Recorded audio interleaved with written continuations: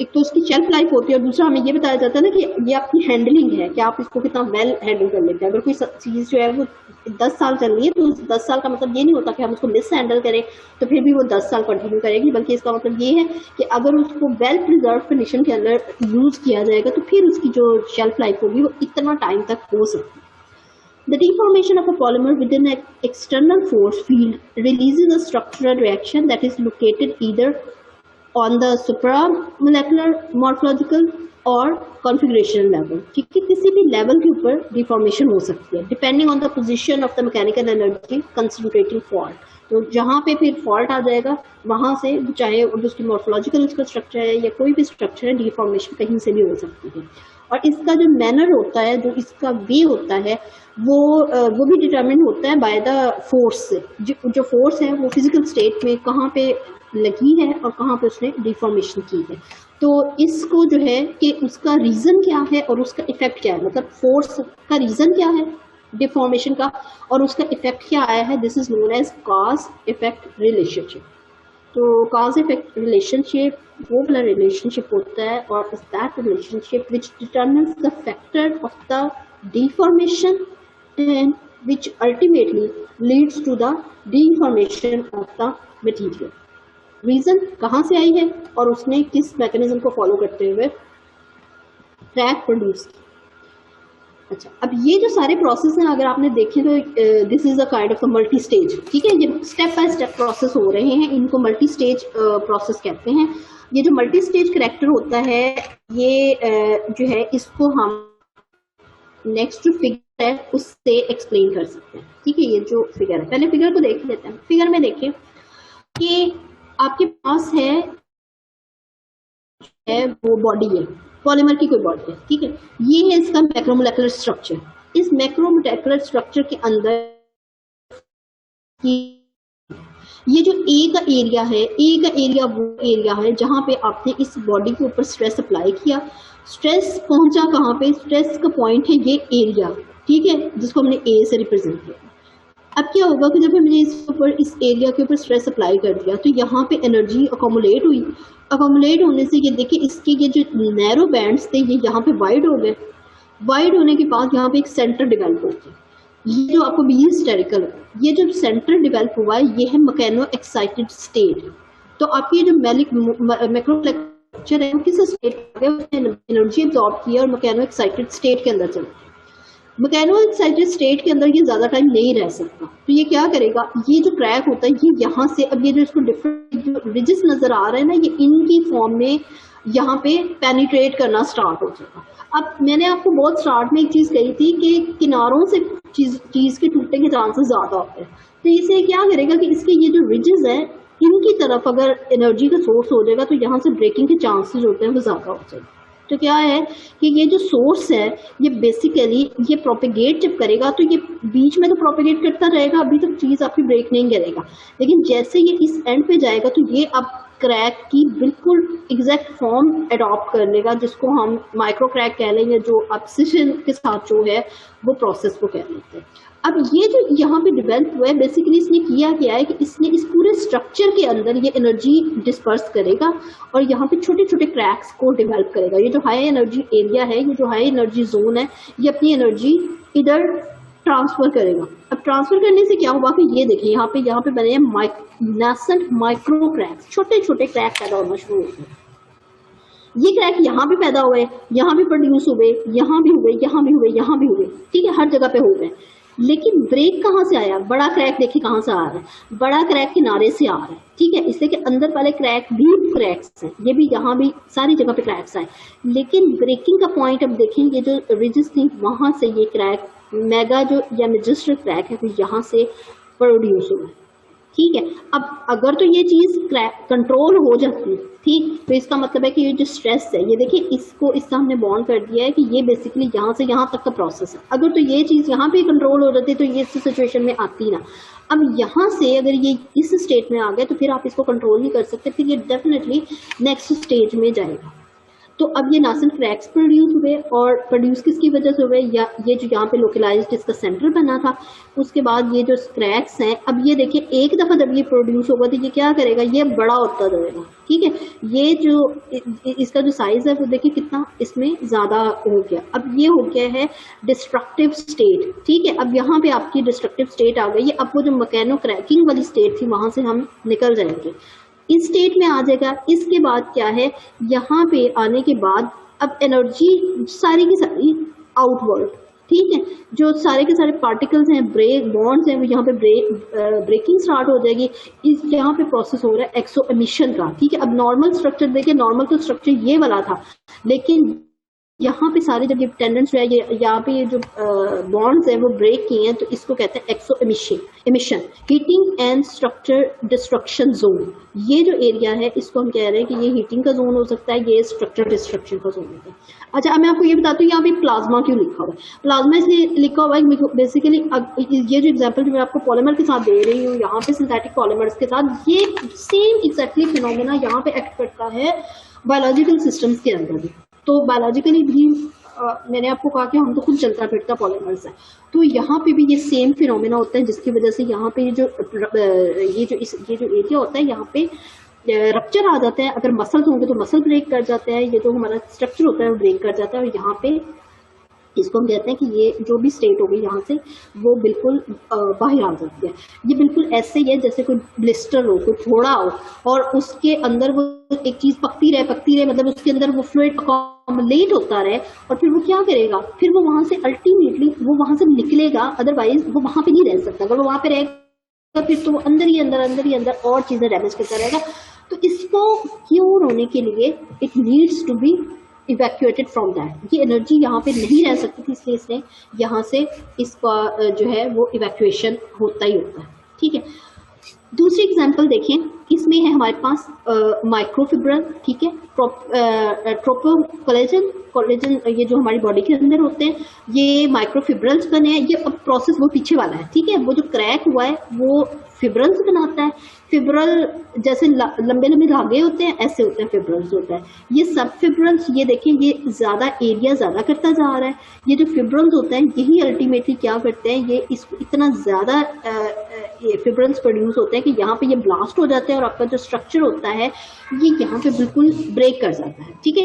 ये जो फेसिकल होता है, फेजिकल है, ये टेंडन है, ये दिखाया हुआ है कि ये किस तरह जो है वो स्ट्रक्चर जो है वो क्रिम्प हो जाता है, मतलब ब्रेक हो जाता है, और क्रिम्प होता है कंप्रेस होना किसी चीज का। और ये जो फेसिकल होता है, फेसिकल होता है कि कोई चीज है वो मतलब हार्मफुल नहीं होती, लेकिन वो वहां पे उसकी एनर्जी की अकोमोडेशन किसी ना किसी तरह वो शो कर रही होती है, अपनी प्रेजेंस कोई चीज शो करे, although that is not harmful.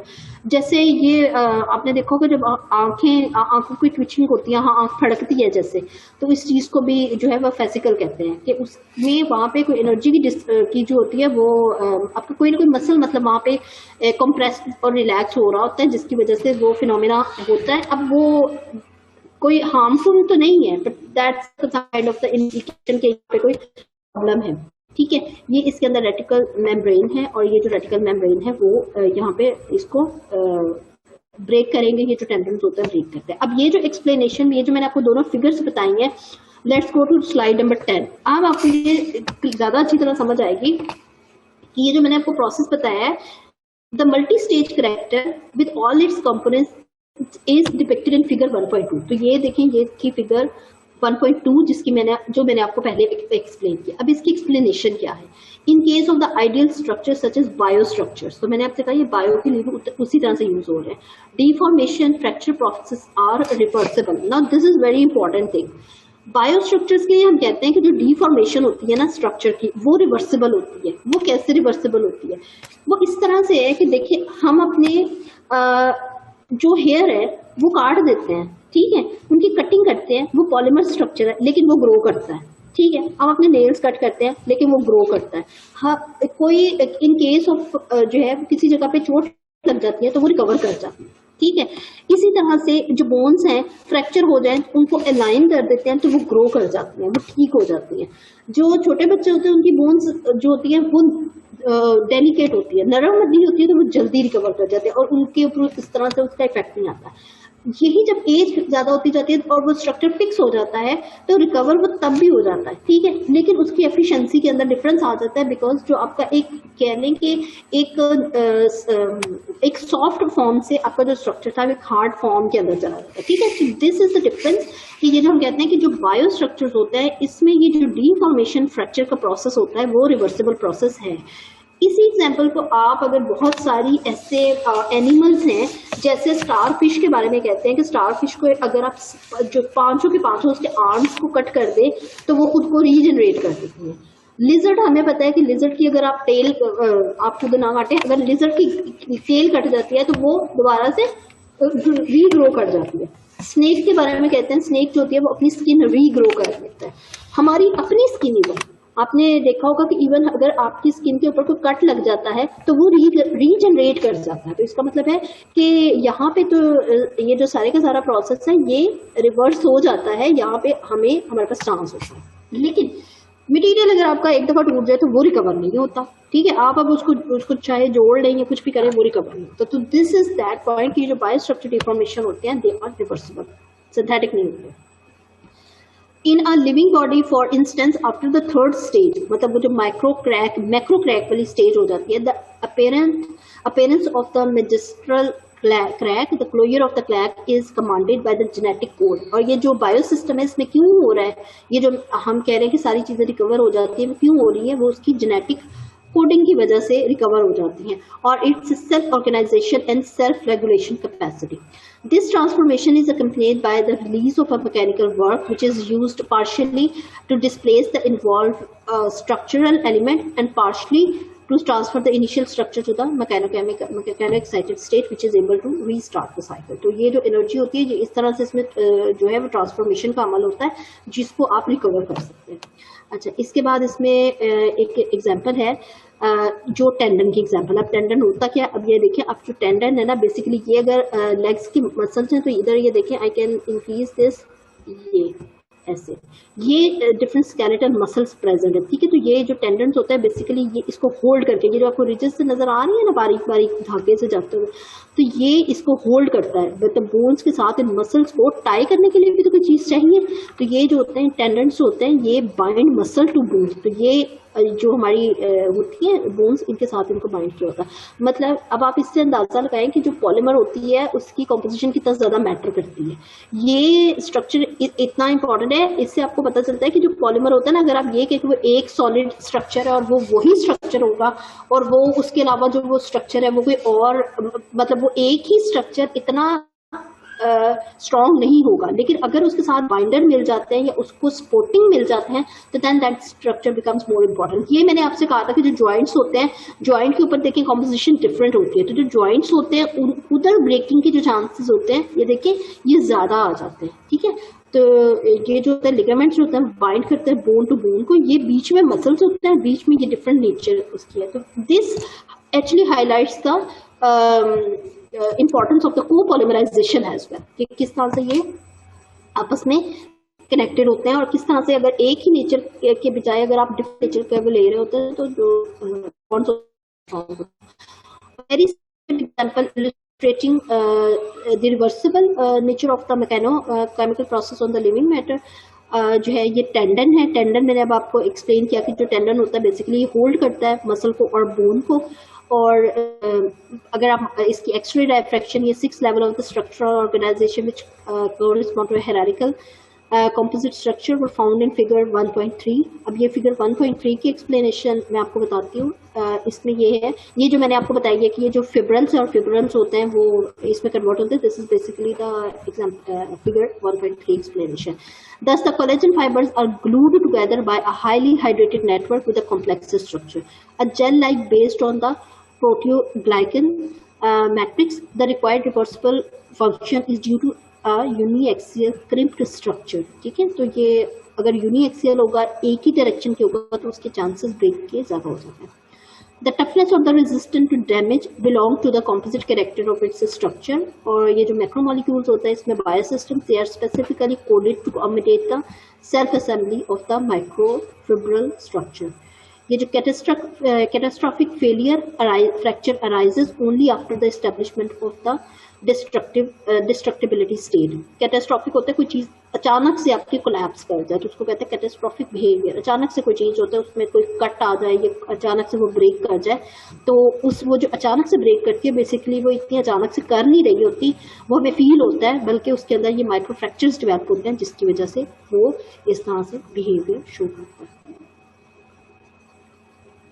Similar relationship between the hierarchical structure and mechanical function state were found in intestine, jointed cartilage। अब ये जो सारे बॉडी के फंक्शंस होते हैं उसमें ये सारा प्रोसेस होगा।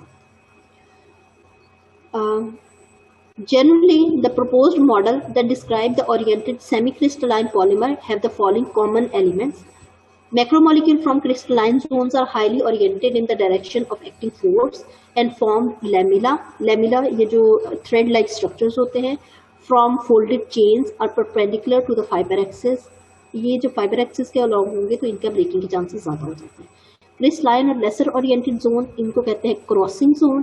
Very rarely amorphous zone include the entire length of the macromolecule and this one being partially closed at least into a crystalline। This kind of molecule is called as crossing or linking molecule। तो ये some kind of the definitions। Linking molecule may suffer conformational changes permitting in this way the partial relaxation of the stress even if the flowing is limited। तो इस तरह से ये जो different structures होते हैं जब उन पे stress accumulate होता है तो they can collapse। और ये देखें ये जो amorphous zone है इसके अंदर ये अमार्फस जोन है और ये क्रिस्टलाइन ब्लॉक है। ये जो फिब्रल्स हैं, ये जो थ्रेड्स हैं, ये बंडल्स होते हैं माइक्रोफिब्रल्स का। ये माइक्रोफिब्रल्स जो है ये ग्रो करके जोन ऑफ नेकिंग पर रिड्यूस कर देते हैं, जिसकी वजह से जब नेकिंग हो जाती है तो इसका मतलब है कि यहाँ पे मटेरियल के ब्रेक होने के चांसेस बनेंगे यहाँ पे। ठीक है, तो ये जो पैकेज ऑफ पैरेलल लैमिला है और ये इस तरह से, तो जब ये देखिए ये आपका क्रैक का जोन है, ये आपका जो था वो बॉडी है, तो जब ये इस तरह से डिफरेंट एक्सेस के अंदर आ जाते हैं तो यहाँ पे इसके ब्रेक होने के चांसेस उतने ही ज़्यादा होते जाएंगे। तो ये जो मॉडल है that fibre structure having the microfibril as the fundamental element was proposed by बर्ट्रेन।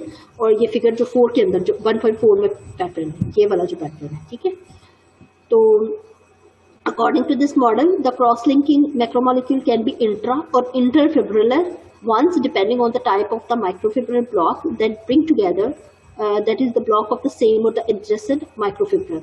The right place of both of the connection is frequent at the external separation surface of the microfibrils। तो ये यहाँ पे इसकी ये जो ridges होंगे यहाँ पे, ये जो इसके होंगे यहाँ पे, जब ये रीच कर जाता तो इसकी ब्रेक करता है। जब भी within the field of the forces, the microfibril will behave as high resistance and high structure, and their dense packing characterized by a very high ratio of the lateral surface to the transversal section determine the anisotropy of the properties at the structural level। तो ये different signal anisotropy है, ये इस तरह से जो different characterisation की techniques होती हैं उनसे हम यूनिएक्सली इस स्ट्रेचिंग को डिटरमिन जो है वो कर सकते हैं या फिर इसको डिटेक्ट कर सकते हैं। So this is about today's lecture, which is about the fracture behavior, the mechanism of the structure। तो क्लियर है आप लोगों को? आज आप लोगों को बोले नहीं लास्ट जो है ना वो आपने जो डायग्राम समझाई है उसकी समझ नहीं आता। वो लास्ट डायग्राम प्लीज कर दें एक्सप्लेन। ओके ये देखिए, ये मैंने आपसे कहा है कि अब ये जोन प्रेजेंट है डिफरेंट, ठीक है। ये वाला अमॉर्फस जोन प्रेजेंट है और ये है पैरेलल लैमिला। आपको पता है ये देखिए ये चीजें यहाँ पे पैरेलल जब प्रेजेंट है तो इसका मतलब है कि ये पाइल्ड है, ठीक है। पाइल अप होता है एक लेयर के ऊपर दूसरी लेयर, दूसरी के ऊपर तीसरी लेयर, तीसरी के ऊपर चौथी लेयर। तो ये जो है सारी लेयर बाय लेयर प्रेजेंट है, ठीक है। और ये देखिए यहाँ पे ये जो इसका जोन है वो इस तरह से प्रेजेंट है कि जिस तरह से हम कहते हैं ना ये टेंडन ने जॉइंट, जैसे टेंडन ने पकड़ा हुआ था ना, होल्ड किया हुआ था, तो इस तरह से ये डिफरेंट जो है ब्लॉक है और उस ब्लॉक के अंदर डिफरेंट जो इसमें फाइबर्स भी हो सकते हैं और ये एक सिंगल ब्लॉक भी हो सकता है, ठीक है। तो यूजुअली ये फाइबर्स होते हैं या चेन्स होते हैं। इसको हम कहते हैं ये अमॉर्फस जोन है जो बिल्कुल ऊपर स्टार्ट हुआ है, ठीक है। और जो नीचे आएगा अमॉर्फस और क्रिस्टलाइन दोनों ब्लॉक्स होंगे, अमॉर्फस ब्लॉक भी होगा और क्रिस्टलाइन ब्लॉक भी होगा। अमॉर्फस ब्लॉक क्या करेगा कि अमॉर्फस जोन जो होगा ये एनर्जी गेन कर लेगा, एनर्जी गेन करने के बाद ये यहाँ पे इसको नीचे ट्रांसफर करना शुरू कर देगा। यहाँ से जब ये एनर्जी ट्रांसफर होगी तो यहाँ पे ये फिब्रल फॉर्मेशन कर देता है। फिब्रल अब एक लॉन्ग कैविटी है, ठीक है, लॉन्ग कैविटी है, हॉलो कैविटी है। तो यहाँ पे चूंकि इसके पास ये स्ट्रक्चर इस तरह का है कि ये तो लेयर बाय लेयर है, लेकिन ये देखिए ये इलोंगेटेड फॉर्म में, ये लेयर की फॉर्म में नहीं था। तो एक चीज अगर लंबी है, ठीक है, और वो हॉलो है, तो उसको आप किस तरह से तोड़ेंगे, उसको आप उसी तरह से ब्रेक करेंगे। अगर आपके पास कोई बांस है, ठीक है, तो बांस आपको पता है लंबा होता है, हॉलो होता है, पाइप हो, तो उसको ब्रेक करने के लिए आप ऊपर से उसको हिट करेंगे, ना कि उसको अंदर से काटेंगे, ठीक है। तो ये इसलिए इसका जो जोन बनेगा ये अमॉर्फस से ये इस तरह से नीचे आएगा और ये फिब्रल का जो जोन है वो नीचे की तरफ पेनिट्रेट करता जाएगा।